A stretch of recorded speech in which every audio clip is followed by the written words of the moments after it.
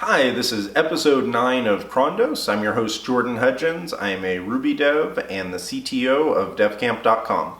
On Thursdays, I like to discuss an item in the tech news. And today I'm going to discuss one that is near and dear to my heart, which is academic literature piracy.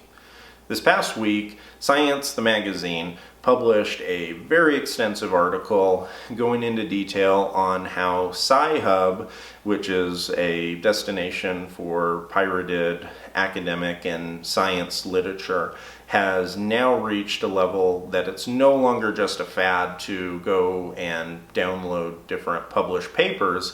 Instead, it's actually reached 6.2 million downloads in the month of February alone. First and foremost, I'm not ever going to promote the theft of anything, whether it's an academic published journal article or a Taylor Swift MP3. To me, theft is theft, and there's not a lot of gray area in that.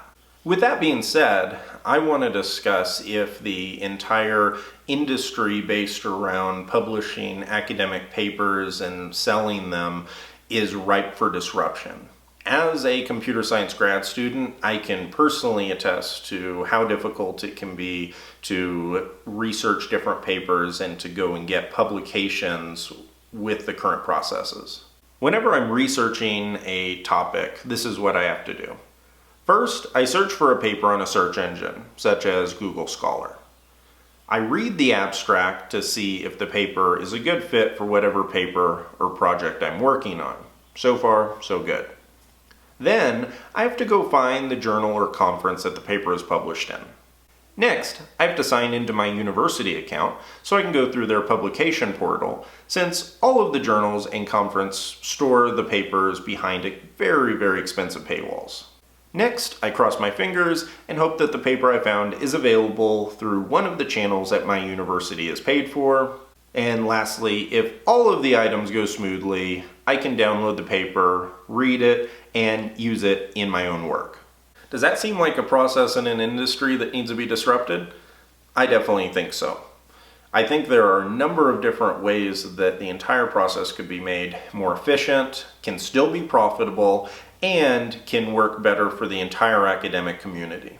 Some of my personal recommendations would be a practical membership program, aka a Netflix for academic papers, making the process advertising supported for users that have a verified .edu email address, meaning they're from academia, making all papers free, and placing them in an ad-supported search engine such as Google, where the publishers share the revenue based on usage. Just like the movie and music industry, academia is not going to be able to continue to support a model of charging outrageous prices and having very archaic processes for access to their content. They're either going to have to implement a solution like I've talked about, or they're just going to pretty much just die because people are going to continue to pirate the content and they're not going to generate any revenue from it. That's my thought on the matter.